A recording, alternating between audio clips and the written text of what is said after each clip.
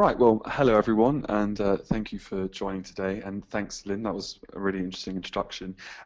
So, an introduction to us, we're VoxPops, and we sort of started, I guess, in a similar sort of way to Lynn, sort of fell into using video. We initially had a market research background, very traditional and paper-based sort of communications, and with that we worked throughout Europe, and it was quite small scale. And then in 1992, before the Eurotunnel was built, there was researchers that wanted to know what local residents would think of such a thing happening. So that was our sort of first request to use video. And then since then, we never really looked back, and we continue to do so. And we rebranded as VoxPops. And for those of you who don't know, that comes from Vox Populi, which means voice of the people. And that's very much what we're about, is not only obtaining that research, but also communicating it, exactly what sort of Lynn was saying. And as the years have gone on, obviously technology has gotten much better, and the rise of video content has just really been great. It's gone hand in hand with what we do, and that popularity, obviously YouTube being that massive phenomenon. And we're a much more obviously connected society, and we want that instant impact. You know, we've become lazy. Really, we want to see things very quickly, and that is something that video absolutely offers. So you know, it's in a very good place actually, using video, not just as an original tool, but also for that excellent communications tool. Here's just some people that we work with, and I mean, to give you the sort of scope that we work on, it's lots of different ways, from user-generated video diaries in Brazil, right through to a creative, punchy video infographics that are communicating facts and stats, in offices in Canary Wharf. So it's a really broad scope, and it's all about bringing the customer to life and bringing data and research to life. And obviously looking at its client base, that's exactly what we do for all of these types of clients. So moving on then to why use video in research, and we've got sort of a few key areas which we're going to explore. I've got, so to bring stats and data to life, the testing of a product or a campaign, to create an online conversation, and to communicate across an organization. So sort of 4 different benefits really of using video as a research and a communications tool. So I'll move on then to our first point, which is to bring stats and data to life. And the example I've got here is from a well-known sort of home baking company, and they commissioned us to produce a segmentation video purely designed to bring their segment to life. And here I've got a sort of very generic chart. It's something that we've seen so many charts and graphs, and they are sort of quite lifeless, not accessible to sort of a lot of levels of the organization. So it limits the audience there. It does give me what I need, but it isn't necessarily memorable. But if I look to the right here, and this is a screen grab from the video that we produced, the segmentation video, and if I look at that, I can see who my customer is in that still. And obviously, a picture says a certain amount, a video says a whole lot more. But from these stills that I've got here, I can look at that and have an understanding of who my customer is. I can see that she's, I can understand her lifestyle. I can look at her and see that she's family orientated, that she has quite a nice home. She's, perfectly happy with how she looks. Can roll up her sleeves and start sort of working with her kids. Clearly her children she's very child orientated with what she does. She's, baking with her young child there. And with that, that's given me all that sort of information and context to her lifestyle, which a percentage point, a graph, or a chart simply can't. And it's, for the company, it's really bringing them so much closer into the manufacturer as something that's very real, raw, and memorable. And these are the sorts of things that people will remember a lot more than paper or things like sort of PowerPoint presentations without that visual element to it. Moving on then to the next area. It's a bit of a delay here.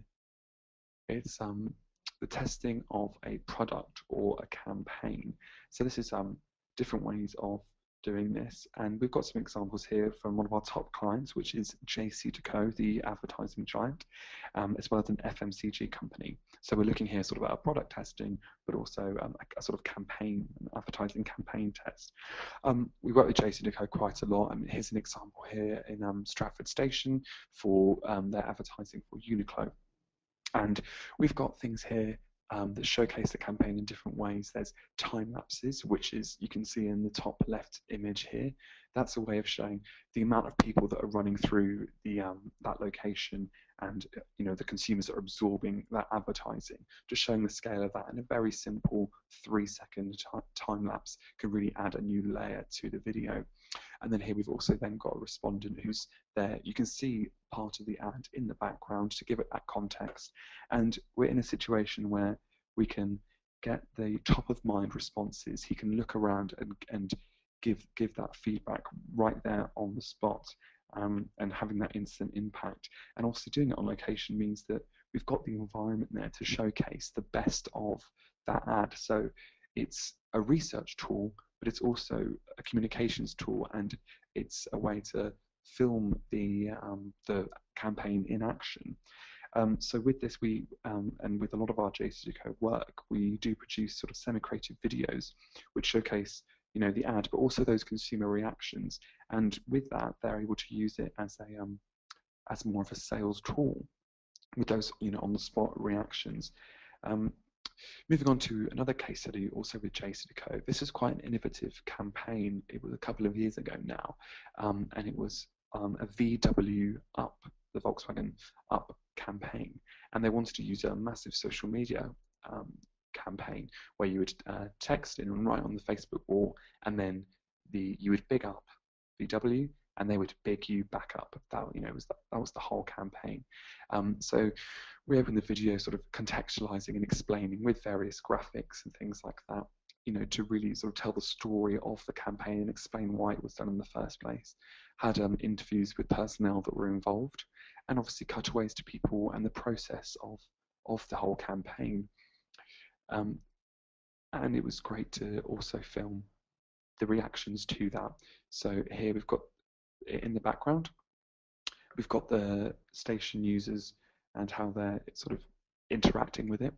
And here's some cutaways here to what the campaign was all about. So I think Wilson is cooler than a robot with a jetpack. Fact. That's all because he had written on their wall and bigged them up. That was the highlight of the campaign. It was fun, it was innovative, so the video had to reflect that. And as with the previous case study, it was a way of getting the top of mind responses and the feedback and what they thought about the brand and the ad itself, and why they thought it was so innovative and worthwhile, but also to have that higher end filming and film the ad in action, again to be used as a sales tool. And the reason why we had to have those two layers is because it needed that wider appeal. And it's like Lynn was saying about thinking of your audience. When they produce this, it's obviously for internal purposes, but it is also to use when they're trying to sell that advertising space on. And this is a whole case study video with testimonials, with footage of the campaign in action. And it really encapsulates it all into the whole advert, all into one product, very bold and very branded, and sort of all together. The next area we're going to look at is to create an online conversation, and this is an area which I feel has become much bigger, just even in the last 12 months, especially for us. Things like customer testimonials, they are completely more valuable than ever.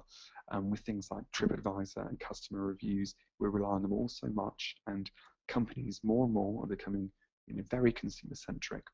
And with the everyday consumer, they don't really realize that that company cares necessarily, or that they have those in-house researchers and agencies that work tirelessly to communicate what they want. They don't have any idea of that. So the company wants to be seen and needs to be seen as that caring and customer-centric organization. And I mean, the best way to do that really is to show that they've actually gone out there and spoken to their customers and listened to the public. An example here is one that we did just this year with the money advice service, and this type of thing really works well with their brand. You know, they're all about the everyday consumer. You can see they're free, unbiased, independent. You know, this is really important for them to communicate those everyday consumers. And they commissioned us to produce videos for their website and YouTube channels specifically.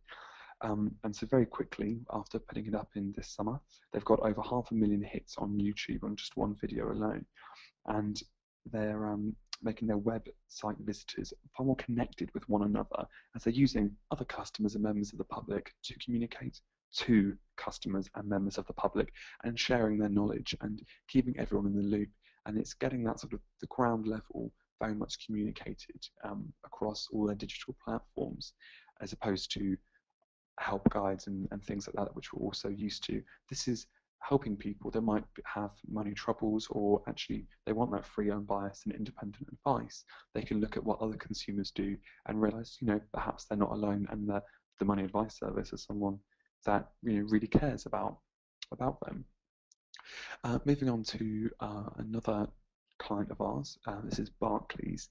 Now with Barclays, we work very closely with the Insight team on an ongoing basis, and we're out filming for them about a couple of times every month on average, and we interview their customers on a really broad range of topics, you know, everything to do with banking and finance, and as well as sharing these internally on a very large scale.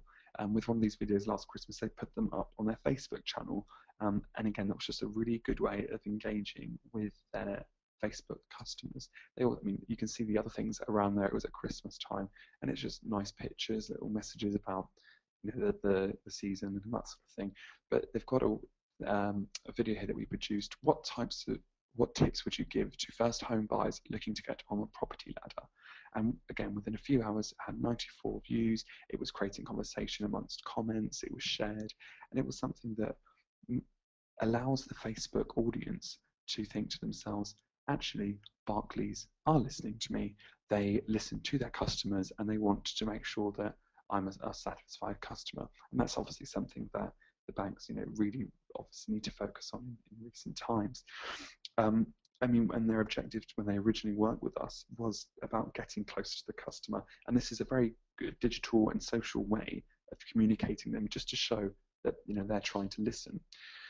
And on the topic of that was a recent campaign, very recent. I don't know if any of you heard of it. It was the Your Bank, We're Listening. It was actually only a couple of weeks ago.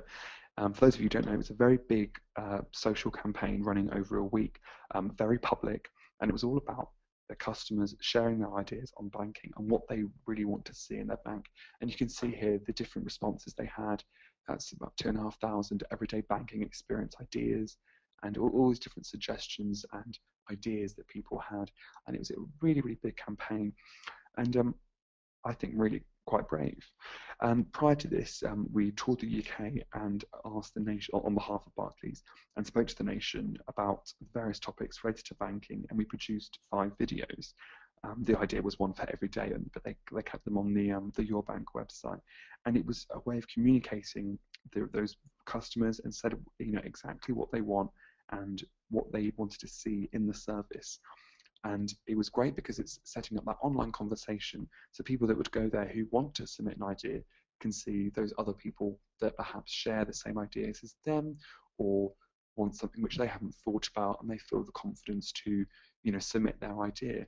So here, how can we save you time and not waste your time? And there's a respondent here in her local area, you know, would want more local banking. Somebody else that might spark an idea off, and they think, I want to submit my idea.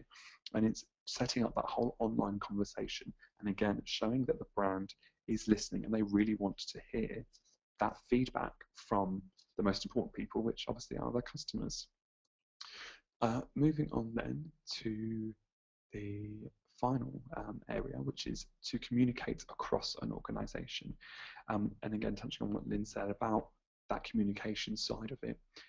We once had a great testimony from someone who said that you need to spend about 10% of your budget on communicating the research, because if you're going to do all the research and it's not going to get communicated, well, what's the point? And I think that's very true.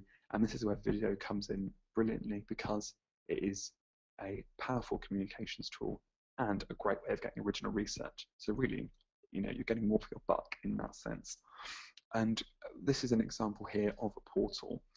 We create these in-house. We create them for a lot of companies for large projects when they need to communicate a lot of information on one site. And there's loads of different ways of doing this. This is quite a basic template here. And it's a bit like having, it's your own online TV channel. But with this, you can drip feed content. People can submit their comments. You can upload different things, like here we've got mood boards. Perhaps you did want some presentation or anything like that. And this is a way of sort of drip feeding that content. But more importantly, it's about communicating it to your agencies, but also to the people that work amongst your organization. And this is something that we do with segmentations quite a lot, because you're saying, who is my customer? And then the best way of doing that is to see them. That instead of reading lots of text-based things, that you can look at that and you can see the real customer and who you're talking about. So that's a way of doing that. And I've just got an example here of sharing across an organization with another big client of ours. And they drip fed this content and they put it on screens throughout all the offices. So we've got call centers, the lifts, the canteen, head office, and they've got the customer right there. They subtitled them so that you could see them on mute, and the content was constantly sort of looped and drip fed, so it kept staying fresh. And that's what brought the customer really, really close to the organization.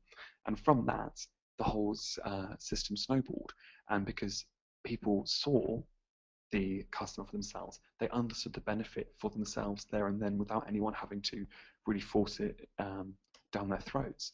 And because of that, and this is just in a couple of years, the training team picked up on this and thought, I want some of this. And with bigger budgets, they actually started to fund over half of the Insight channel. And as well as that, there was a situation where 5 execs were having a top board meeting, and 3 of them actually were using videos from the channel. So the consumer was really going from ground level right through to the boardroom, and that's exactly the top benefit of doing it. And that those communications then just snowballed, and now we're working constantly with them because it was communicated effectively throughout the organization, and that's why it became so popular. And that's all from me. I think I might have gone a bit over time there, so sorry. But yeah, thank you very much.